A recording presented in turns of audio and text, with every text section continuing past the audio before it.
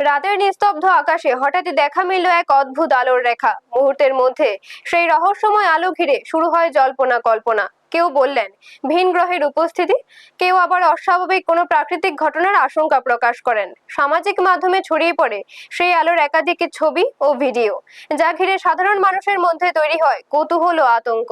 তবে পরে সামনে আসে ঘটনার আসল কারণ। জানা গেছে ওড়িশায় ভারতের প্রতিরক্ষা গবেষণার অংশ হিসেবে একটি ব্যালিস্টিক মিসাইলের সফল পরীক্ষামূলক উৎক্ষেপণ করা হয়েছিল।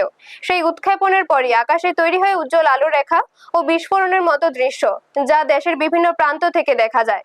বিশেষজ্ঞদের মতে উচ্চ গতিতে মিসাইল বায়ুমণ্ডল ভেদ করার সময় আগুনের মতো উজ্জ্বল আলো সৃষ্টি হওয়া স্বাভাবিক ঘটনা। রাতের আকাশ পরিষ্কার থাকায় সেই দৃশ্য অনেক দূর থেকেও স্পষ্টভাবে নজরে আসে। প্রতিরক্ষা সূত্রে জানানো হয়েছে, পুরো পরীক্ষাটি ছিল সম্পূর্ণ পরিকল্পিত ও নিয়ন্ত্রিত। দেশের নিরাপত্তা ব্যবস্থাকে আরো শক্তিশালী করার লক্ষ্যে এই ধরনের ক্ষেপণাস্ত্র পরীক্ষা চালানো হয়।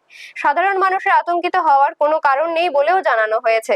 তবে হঠাৎ আকাশে এমন অস্বাভাবিক আলোর উপস্থিতি ঘিরে রাতভর নানা আলোচনা ও কৌতূহল ছড়িয়ে পড়ে সাধারণ মানুষের মধ্যে। ব্যুরো রিপোর্ট, নিউজ তৎকাল 24।